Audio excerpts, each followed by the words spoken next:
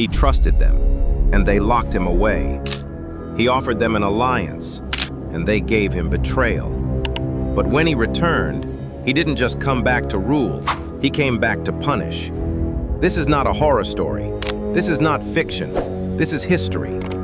Vlad III, the man the world would one day call Dracula, was born into a world already on fire.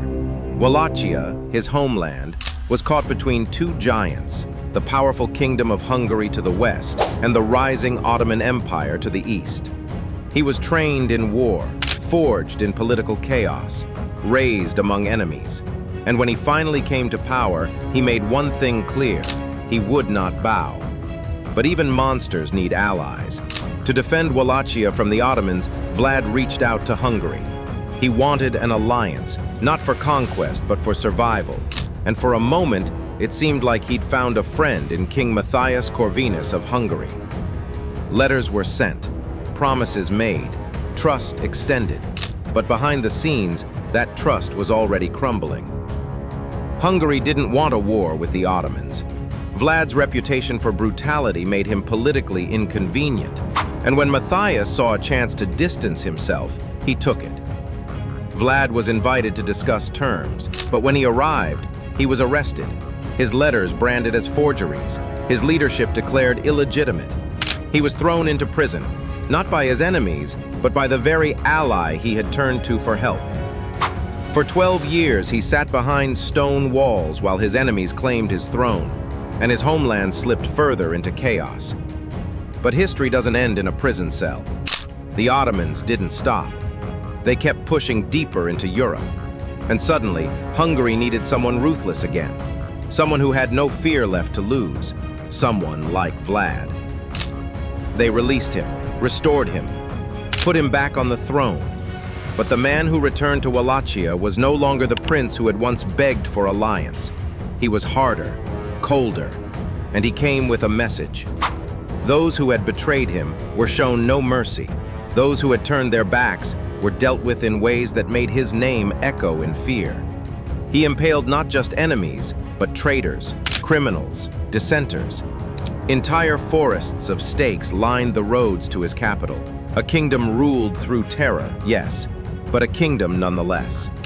The Ottomans approached his land again and stopped. Even they, with all their power, hesitated. But Vlad's story doesn't end with victory. It ends in shadows. Some say he died in battle. Others believe he was betrayed, again, by those closest to him. His final days are lost to time, but his legend, it lived on. The West couldn't understand a ruler like Vlad, so they turned him into something else: a vampire, a demon, a creature of night who drank blood and lived forever.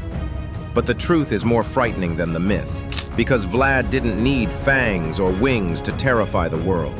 He only needed a throne, stake, and a memory that refused to die. Time buried his bones, but not his legend.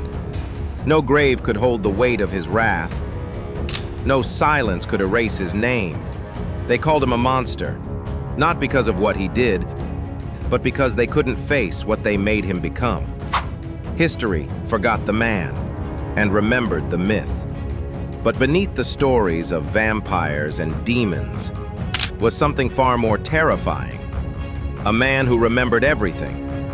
He ruled not just with fear, but with the memory of betrayal burning in his blood.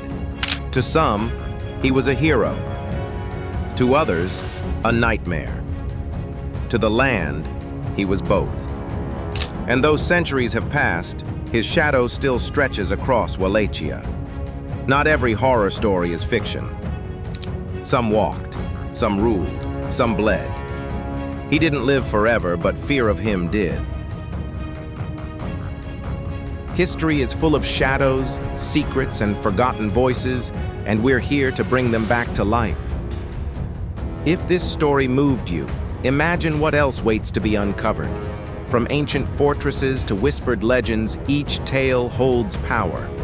So if you crave more journeys into the mysterious and the true, don't forget to like this video, leave your thoughts in the comments, and most importantly, subscribe, because some stories deserve to be told again.